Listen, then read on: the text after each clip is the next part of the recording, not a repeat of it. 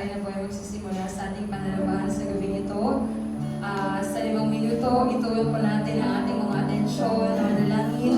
Let's pray na tunay samahan tayo ng Diyos sa gabing ito, na tayo po lahat ay makapagtatagumpay na manabahan sa ating Diyos. Masamba natin ang ating Diyos at tayo pong lahat ay makapagtatagumpay na manalangin sa ating Diyos. Let's shout the name Jesus one time. Jesus!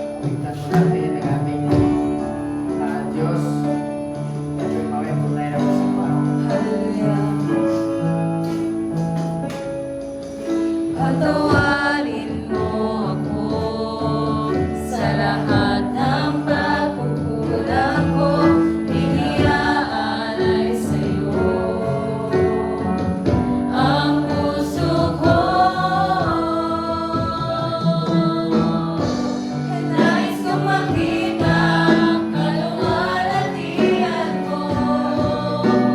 Tatanggapin ko, Panginoon, ang awit ko sa'yo. Patawarin mo ako sa lahat ng pagkukulang ko, iniaalay sa'yo ang puso ko.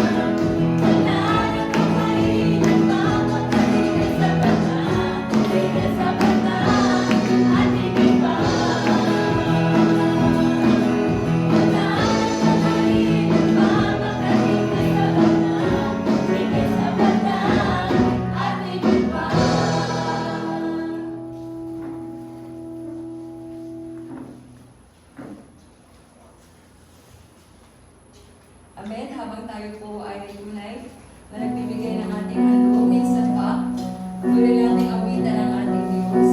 Here we are, O Lord, lifting our hearts to you. Hallelujah. Oh, here we are.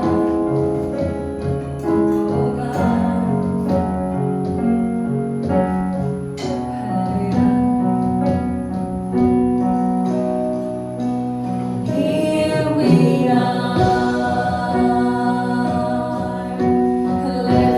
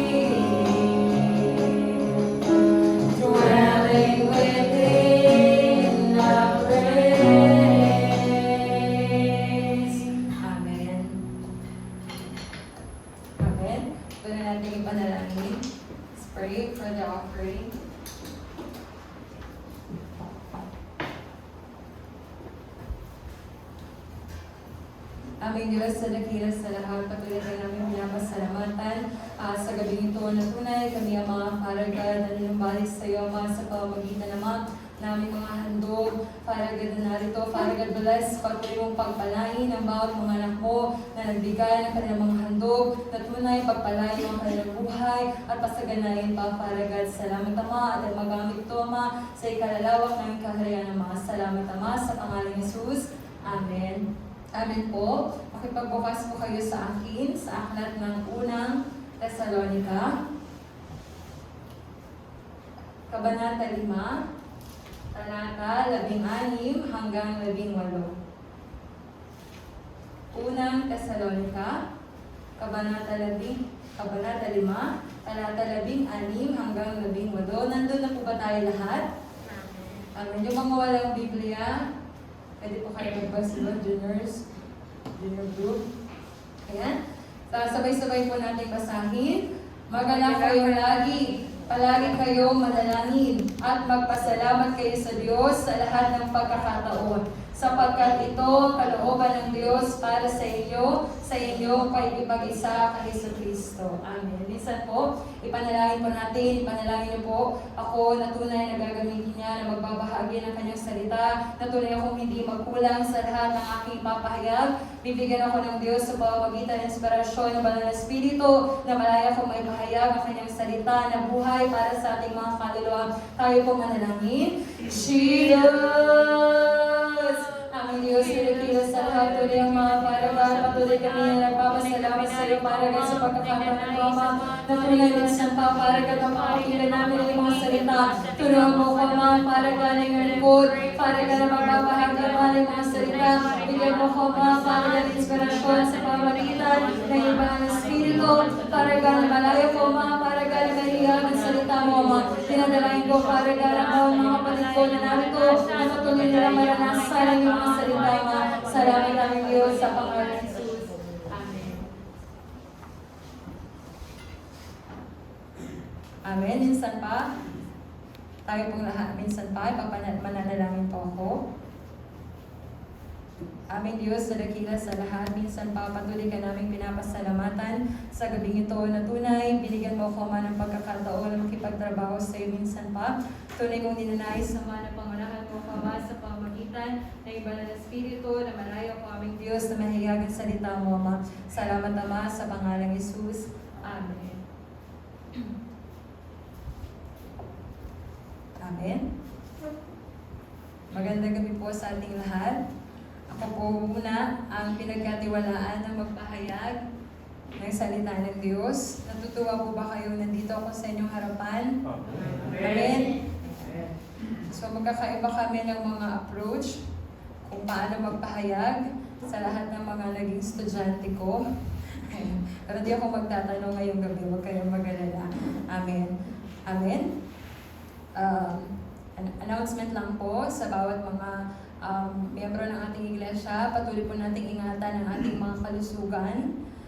Tunay nga po, ngayong araw, nagkaroon ng smog. Alam niyo po ba yung smog? Smog, di ba? Kasi sa amin kanina, di ba nagtatrabaho ako ng gabi, nasa 19th floor ako ng building. Nakita ko talaga yung buong Taguig na talagang puno ng smog. Kaya nga, sabi ng isa, dahil daw sa Taal Volcano, yung isa naman, sabi naman ng gobyerno, dahil daw sa pollution, dahil sa mga sasakyan. Pero pinakamahalaga sa lahat, ingatan po natin ang ating kalusugan. As much, hindi ko naman sinabing magsuot kayo, pero as much as possible, sa mga madaling ubuhin, ingatan po natin. Ingatan po natin ang ating mga kalusugan. Amin po ba? Magsuot po kayo ng face mask sa mga hindi yung mga malalakas ng immune system, walang problema kung hindi kayo nakakasakit. Pero ang pinakamahalaga sa lahat, sabi ng ating pastor, ingatan natin ang ating mga kalusugan. Amen? Amen. Amen. Amen. Magsisimula na po ako. Pinamagatan ko po ito, ang pananalangin ay kapangyarihan natin na makapagtagumpay sa digmaan natin sa ating spiritual na buhay. Naniniwala po ba kayo roon? Amen? Amen po ba? Amen. Yun lang yun.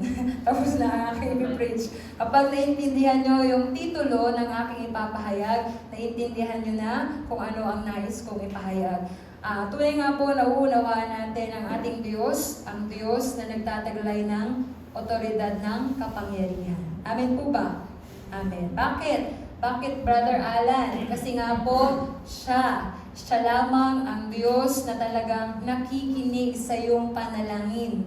Amen? Amen. Sa'yo lang siya nakikinig, Brother Jimuel, hindi kay Sister. Nakikinig din siya kay Sister Daniela. Amen po ba? Amen. Kaya nga, ang ating Diyos ay makapangyarihang Diyos at tunay na uunawaan natin na siya yung Diyos na, kagaya ng pinag-aralan natin, siya lamang ang Diyos na hindi nananalangin. Di ba nga, ang ating Panginoon Yesus, pati rin ang Banal na Espiritu, tayo ng mga nilikha, kailangan nating manalangin. Pero ang ating Diyos, siya na yung pinakamataas sa lahat, hindi niya na kailangang manalangin. Di ba? Kaya nga, nauunawaan natin siya yung sumasagot sa ating manalangin dahil taglay niya ang kapangyarihan ng pananalangin. Amen po ba?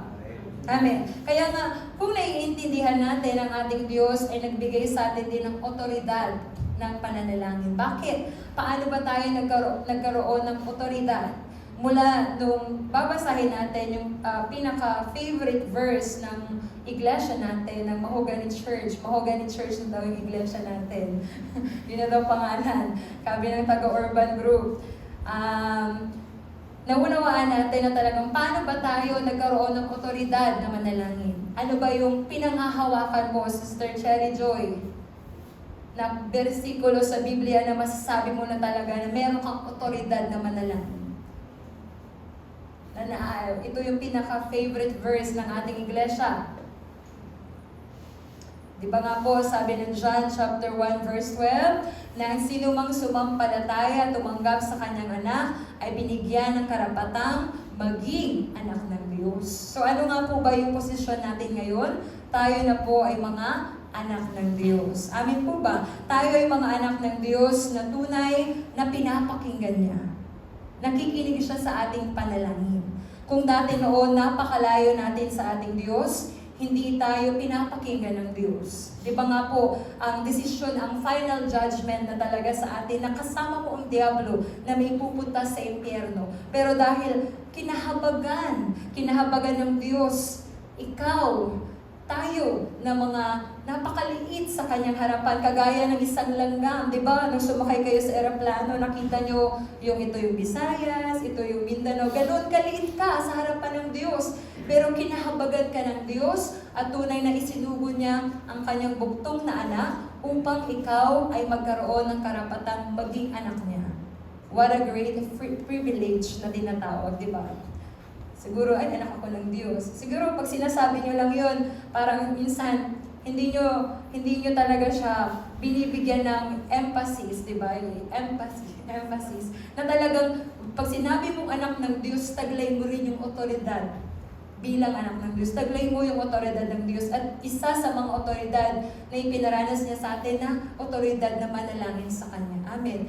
Napakahalaga bilang mga mananampalataya sa iglesyang ito, umaattend po tayo ng ating mga dawn prayer. Nag-lead na si Brother Zoren.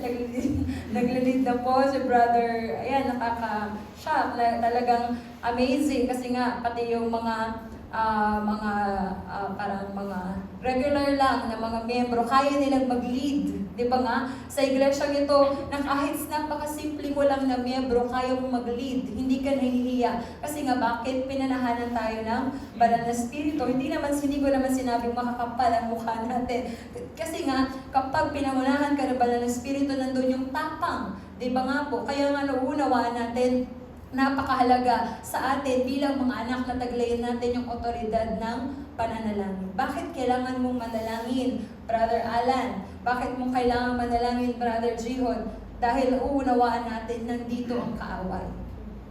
Amen. Nasa likod mo, Brother Markel. Nasa gilid. O nagbibigay sa'yo ng mga negatibong kaisipan. Sister Cherry Joy, di ba? Naunawaan natin, nandito ang Diablo. Nandito yung tinatawag na, sino ba? Ito yung tinatawag na teritoryo niya, di ba? Siya talaga yun, nandito siya tinapon. Kasi hindi pa naman siya na-execute. Di ba nga, ang judgment niya, nandito pa lang siya. Ang execution niya, saan? Saan po? Sa impyerno. Klaro, di ba? Klaro na nauunawaan natin yon sa ating iglesia. The devil is here, kaya kailangan mong manalangin. Huwag ka nang magpatumpik-tumpik. Na kapag nag-alarm na yung cellphone mo, gumising ka na agad. Kasi nauunawaan mo, ngayong araw, hindi mo alam kung ano mangyayari.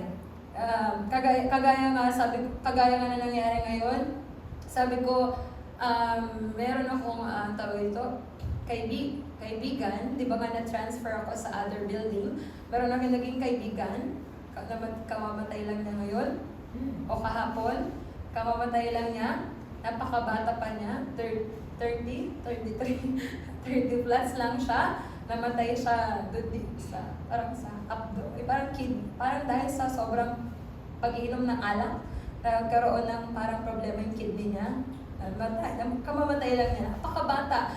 Tapos yung katrabaho ko, sabi niya, nanghihinayang daw siya. Pero alam niyo ba, iniisip ko kanina, sabi ko, sayang, hindi ko siya naibanghelyo ba?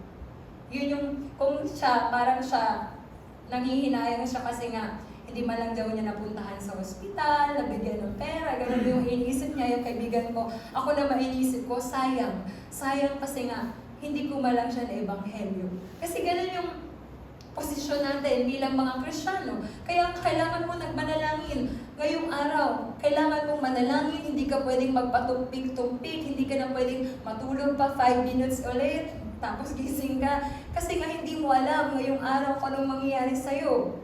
Hindi mo alam kung anong mga aksidente, hindi mo alam kung anong mga problema na daranasin mo. Kaya kailangan mong manalangin. Kasi yun yung otoridad na binigay. Ito yung tinatawag ba na libre.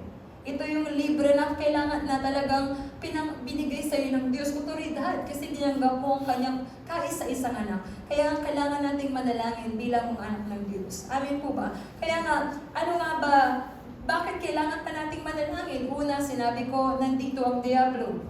Pangalawa, hindi natin alam, hindi natin hawak yung mangyayari ngayong araw, kung anong mangyayari sa sitwasyon natin. Pangatlo, nauunawaan natin, kung hindi tayo mananalangin ngayong araw, mamamatay ang ating espiritu. Nauunawaan po ba natin? Siguro, hindi mo siya masyadong naiintindihan kasi nga, hindi mo siguro pa bukas ba yung mga spiritual na pandaman ninyo? Amen? Ano ba yung tinatawag? Spiritual senses na tinatawag. Na talagang kapag hindi ka nakapanalangin, talagang alam mo sa sarili mong hindi ka nakapag-pray. Ramdam mo yun sa sarili mo. Nandun yung talagang bukas yung spiritual na pandama mo. Pero hindi ka na nakapanalangin, hindi mo naisip manalangin. Kapag ngayong araw, hindi mo naisip talaga na manalangin, ibig sabihin, hindi pa talaga ganun na bukas yung spiritual na pandama mo. Hindi mo pa talaga ganun na minamahal yung kaluluwa mo. Kapag bukas yung spiritual na pandama mo, nauunawaan mo na kailangan mong manalangin, na kailangan mong magbasa ng Biblia, na kailangan mong gumawa para sa gawain ng Diyos, na kahit wala kang minsan tulog, kailangan mong mag-preach. Kailangan mong kumanta. Kailangan mong magpahayag ng salita ng Diyos. Kasi nga, gawain ito ng Diyos. Nais ng Diyos na makipagtrabaho sa iyo. Dahil sa pamamagitan ng trabaho na to, mas lalong nabubuhay yung spiritual na kalagayan mo. Kaya nga, pinakamahalaga sa lahat, mga kapatid, meron tayong digmaan. Meron po tayong digmaan na talagang kailangan nating pagtagumpayan. At kailan yun mangyayari? Araw-araw. Araw-araw po, ito po yung meron tayong digmaan sa ating buhay pananampalataya. Hindi yung napapanood mo, Brother Markel, yung, ano ba yun, yung mga, sa pelikula, yung mga movie na talagang meron silang malalaking mga missile, may mga digmaan na tinatawag, di ba, yung mga napapanood natin. Hindi po yun. Spiritual na digmaan, Brother Alan, yung pinag-uusapan natin dito. Ano ba? Basahin natin sa 2 Korinto. Ano bang spiritual na digmaan? Kaya bakit kailangan po nating manalangin? Sa 2 Korinto, Kabanata 10, talata 4. Sa 2 Korinto, Kabanata 10, talata 4. Sabay-sabay. Nandun na po ba kayo lahat? Nandun na po, 2 Corinthians chapter 10, verse 4. Ready? Sabay-sabay nating basahin. Ang sandata namin sa pakikipaglaban na hindi makamundo, kundi ang kapangyarihan ng Diyos na nakakapagpabagsak ng mga kuta, sinisira namin ang mga maling pangangatwiran. Nauunawaan natin, hindi natin pwedeng gamitan ng kamao, hindi natin pwedeng gamitan ng pisikal ang digmaan natin sa spiritual araw-araw. Tanggapin na po natin, mula nang ikaw ay makipag-isa sa ating Panginoong Hesus, tinanggap mo na, nakaaway ka na ng Diablo. Sinimulan mo na ang digmaan mo kay Diablo at hindi ka na pwedeng umatras. Kasi bakit? Nabaptize ka na eh. Kaya ka kinantahan ng no turning back. Hindi ka na pwedeng bumalik. Kaya nga noong makipag-isa ka sa ating Panginoong Hesus, wala nang atrasan to. Nagsimula ka na ng digmaan sa Diablo. Nakipag-isa ka na sa ating Panginoong Hesus. Kaya nga, araw-araw kailangan natin siyang mapagtagumpayan. Di ba nga, kagaya ng sinasabi ng ating pastor, sinasabi ng Biblia, lagi siyang naghahanap ng malalapa. Ano ba yung other term ng malalapa? Sisilahin. Kakagatin. Di ba?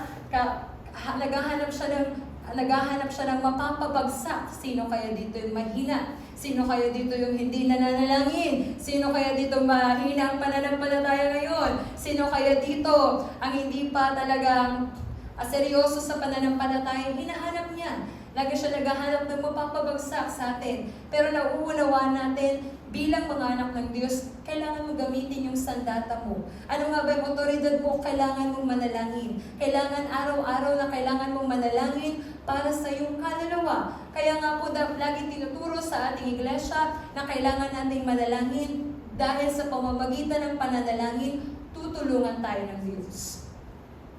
Hindi pwedeng luhaan ka lagi everyday. Diba?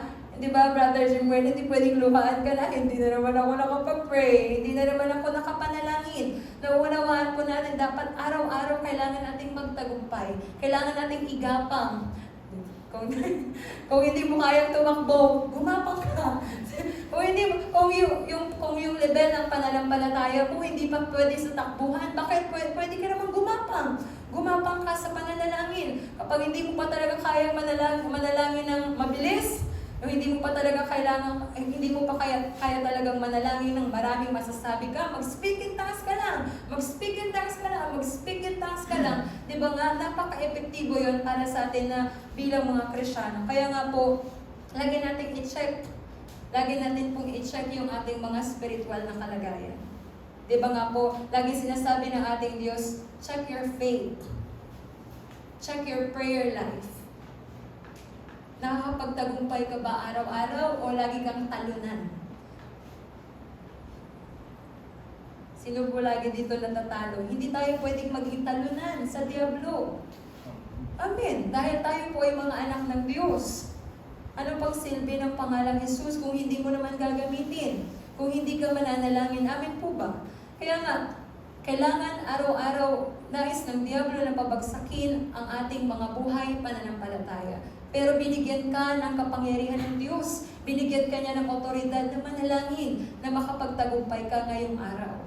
Kaya nga po, mahalaga sa atin bilang mga mananampalataya na kailangan nating manalangin hanggang sa tunay tayo makapagtagumpay sa ating mga espiritual na kalagayan. Kaya nga po, nauunawaan natin ang mundong ito, pasama ng pasama. Ang mga kabataan ngayon, kung pupunta kayo sa Juniors Club, Juniors Department, kung pupunta kayo sa Junior, yung mga kabataan ngayon, nag-usap kami ni Brother Ariel, di ba, nagkakwentuhan kami, sabi niya, yun na, yung mga kabataan ngayon, ibang-iba na kaysa dati. Di ba nga ngayon, puro na lang cellphone, tapos nagkakaroon ng mga kasintahan, wala nang pag-alang sa mga magulang, di ba? Napakabata pa, di ba nga? Ibang-iba na yung mga kabataan dati. Pero nagpapasalamat ako sa Diyos kahit napipilitan yung mga junior namin. Talagang pinapakita pa rin talaga nila yung pagsunod. Di ba nga? Nauunawaan natin yung mundong ito, pasama ng pasama. Kaya kailangan nating mas manalangin, Kailangan pa nating iluhod sa pananalangin ang lahat ng ating mga bigatin sa harapan ng Diyos, ang lahat ng ating mga ninanais. Bakit nga ba hindi ka tutulungan ng Diyos? Amen po ba? Kailangan nating manalangin para tulungan tayo ng Diyos. Hindi bukas, ngayon.